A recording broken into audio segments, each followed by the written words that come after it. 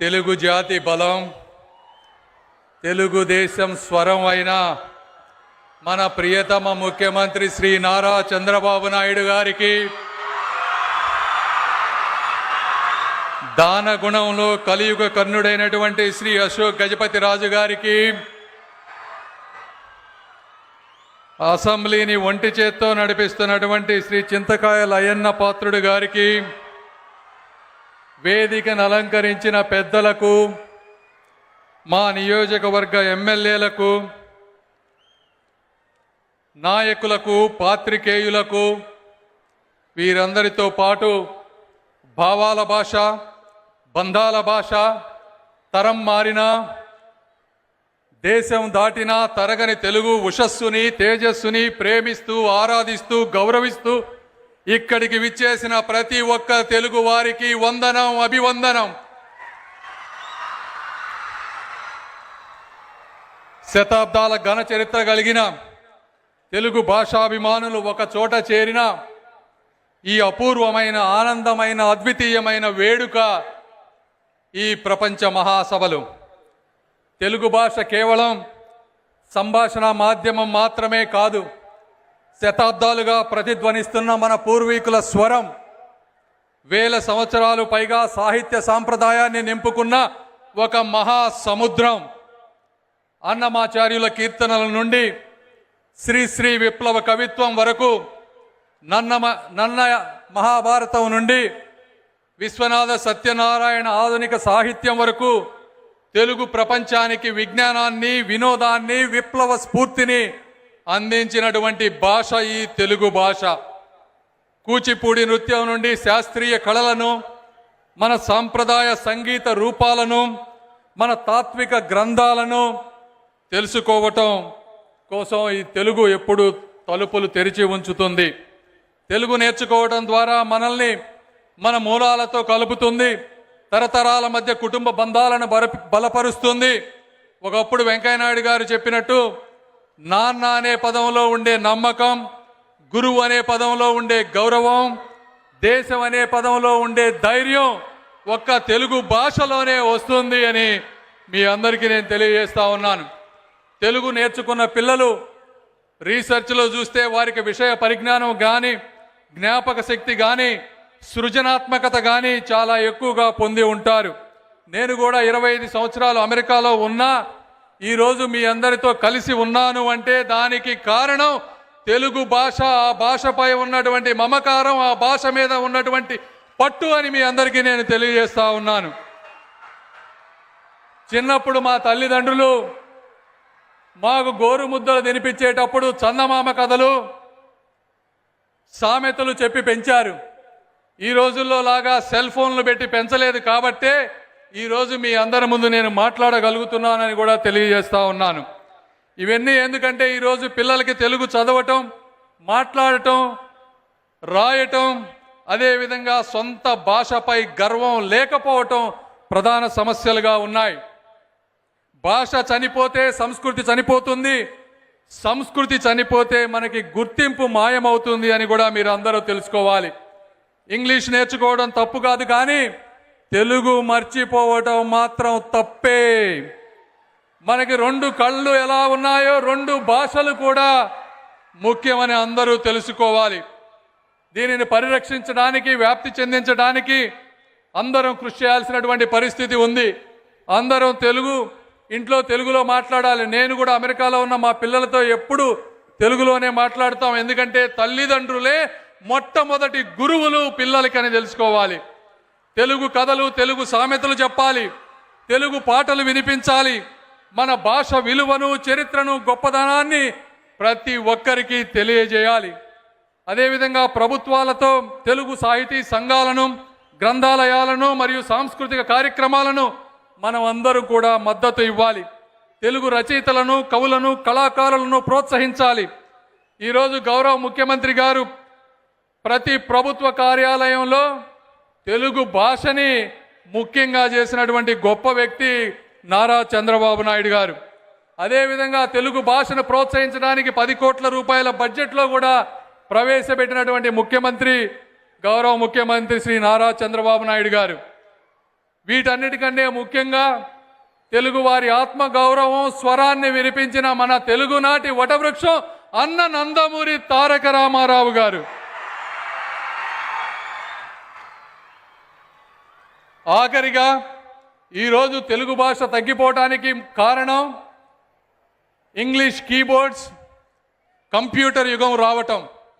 అయితే ఇందులో అందరం కలిసి స్కూల్స్లో కానీ కంప్యూటర్స్లో కానీ తెలుగు మీద ఒక ఉద్యమంలాగా చేస్తే తప్పించి తెలుగుని బ్రతికించడం కష్టమైపోతుంది. కాబట్టి సామాజిక మాధ్యమాలలో, ఎందుకంటే ఈరోజు పిల్లలందరూ కూడా సామాజిక మాధ్యమాల ద్వారా మాత్రమే తెలుగు కానీ ఇంకోటి కానీ చూస్తూ ఉన్నారు.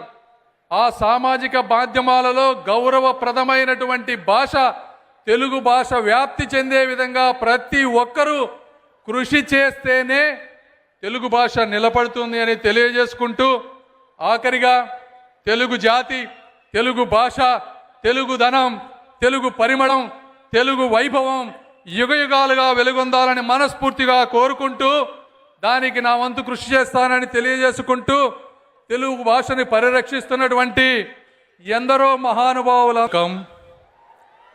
తెలుగు జాతి బలం, తెలుగుదేశం స్వరం అయిన మన ప్రియతమ ముఖ్యమంత్రి శ్రీ నారా చంద్రబాబు నాయుడు గారికి, దాన గుణంలో కలియుగ కర్ణుడైనటువంటి శ్రీ అశోక్ గజపతి రాజు గారికి, అసెంబ్లీని ఒంటి చేత్తో నడిపిస్తున్నటువంటి శ్రీ చింతకాయల అయ్యన్న పాత్రుడు గారికి, వేదికను అలంకరించిన పెద్దలకు, మా నియోజకవర్గ ఎమ్మెల్యేలకు,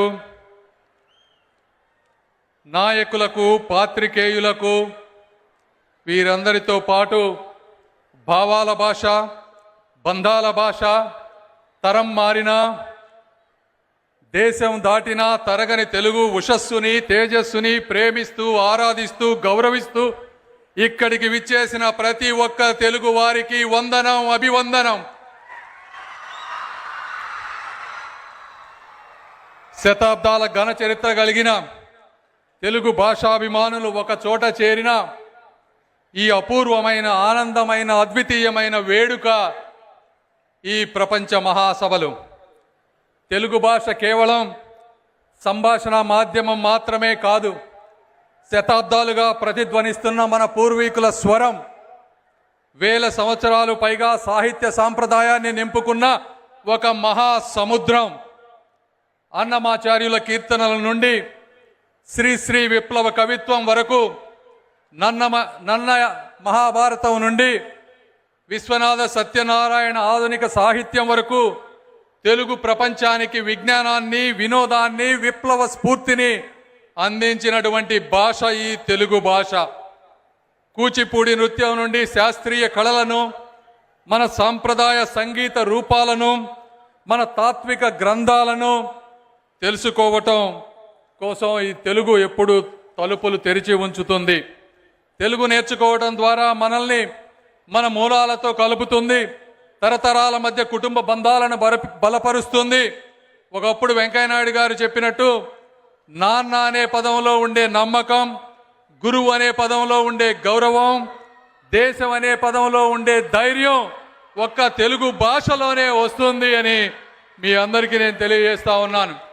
తెలుగు నేర్చుకున్న పిల్లలు రీసెర్చ్లో చూస్తే వారికి విషయ పరిజ్ఞానం కానీ, జ్ఞాపక శక్తి కానీ, సృజనాత్మకత కానీ చాలా ఎక్కువగా పొంది ఉంటారు. నేను కూడా 25 సంవత్సరాలు అమెరికాలో ఉన్నా ఈరోజు మీ అందరితో కలిసి ఉన్నాను అంటే దానికి కారణం తెలుగు భాష, ఆ భాషపై ఉన్నటువంటి మమకారం, ఆ భాష మీద ఉన్నటువంటి పట్టు అని మీ అందరికీ నేను తెలియజేస్తా ఉన్నాను. చిన్నప్పుడు మా తల్లిదండ్రులు మాకు గోరు ముద్దలు తినిపించేటప్పుడు చందమామ కథలు, సామెతలు చెప్పి పెంచారు. ఈ రోజుల్లో లాగా సెల్ ఫోన్లు పెట్టి పెంచలేదు కాబట్టే ఈరోజు మీ అందరి ముందు నేను మాట్లాడగలుగుతున్నానని కూడా తెలియజేస్తా ఉన్నాను.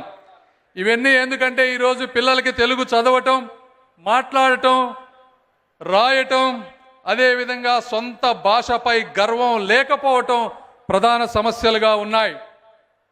భాష చనిపోతే సంస్కృతి చనిపోతుంది, సంస్కృతి చనిపోతే మనకి గుర్తింపు మాయమవుతుంది అని కూడా మీరు అందరూ తెలుసుకోవాలి. ఇంగ్లీష్ నేర్చుకోవడం తప్పు కాదు, కానీ తెలుగు మర్చిపోవడం మాత్రం తప్పే. మనకి రెండు కళ్ళు ఎలా ఉన్నాయో రెండు భాషలు కూడా ముఖ్యమని అందరూ తెలుసుకోవాలి. దీనిని పరిరక్షించడానికి, వ్యాప్తి చెందించడానికి అందరం కృషి చేయాల్సినటువంటి పరిస్థితి ఉంది. అందరం ఇంట్లో తెలుగులో మాట్లాడాలి. నేను కూడా అమెరికాలో ఉన్న మా పిల్లలతో ఎప్పుడు తెలుగులోనే మాట్లాడతాం. ఎందుకంటే తల్లిదండ్రులే మొట్టమొదటి గురువులు పిల్లలకని తెలుసుకోవాలి. తెలుగు కథలు, తెలుగు సామెతలు చెప్పాలి, తెలుగు పాటలు వినిపించాలి. మన భాష విలువను, చరిత్రను, గొప్పదనాన్ని ప్రతి ఒక్కరికి తెలియజేయాలి. అదేవిధంగా ప్రభుత్వాలతో తెలుగు సాహితీ సంఘాలను, గ్రంథాలయాలను మరియు సాంస్కృతిక కార్యక్రమాలను మనం అందరూ కూడా మద్దతు ఇవ్వాలి. తెలుగు రచయితలను, కవులను, కళాకారులను ప్రోత్సహించాలి. ఈరోజు గౌరవ ముఖ్యమంత్రి గారు ప్రతి ప్రభుత్వ కార్యాలయంలో తెలుగు భాషని ముఖ్యంగా చేసినటువంటి గొప్ప వ్యక్తి నారా చంద్రబాబు నాయుడు గారు. అదేవిధంగా తెలుగు భాషను ప్రోత్సహించడానికి 10 కోట్ల రూపాయల బడ్జెట్లో కూడా ప్రవేశపెట్టినటువంటి గౌరవ ముఖ్యమంత్రి శ్రీ నారా చంద్రబాబు నాయుడు గారు. వీటన్నిటికంటే ముఖ్యంగా తెలుగు వారి ఆత్మ గౌరవం, స్వరాన్ని వినిపించిన మన తెలుగునాటి వటవృక్షం అన్న నందమూరి తారక రామారావు గారు. ఆఖరిగా ఈరోజు తెలుగు భాష తగ్గిపోవడానికి కారణం ఇంగ్లీష్ కీబోర్డ్స్, కంప్యూటర్ యుగం రావటం. అయితే ఇందులో అందరం కలిసి స్కూల్స్లో కానీ కంప్యూటర్స్లో కానీ తెలుగు మీద ఒక ఉద్యమంలాగా చేస్తే తప్పించి తెలుగుని బ్రతికించడం కష్టమైపోతుంది. కాబట్టి సామాజిక మాధ్యమాలలో, ఎందుకంటే ఈరోజు పిల్లలందరూ కూడా సామాజిక మాధ్యమాల ద్వారా మాత్రమే తెలుగు కానీ ఇంకోటి కానీ చూస్తూ ఉన్నారు. ఆ సామాజిక మాధ్యమాలలో గౌరవప్రదమైనటువంటి భాష, తెలుగు భాష వ్యాప్తి చెందే విధంగా ప్రతి ఒక్కరూ కృషి చేస్తేనే తెలుగు భాష నిలబడుతుంది అని తెలియజేసుకుంటూ, ఆఖరిగా తెలుగు జాతి, తెలుగు భాష, తెలుగుదనం, తెలుగు పరిమళం, తెలుగు వైభవం యుగయుగాలుగా వెలుగొందాలని మనస్ఫూర్తిగా కోరుకుంటూ, దానికి నా వంతు కృషి చేస్తానని తెలియజేసుకుంటూ, తెలుగు భాషని పరిరక్షిస్తున్నటువంటి ఎందరో మహానుభావులందరికీ వందనాలు తెలుపుకుంటూ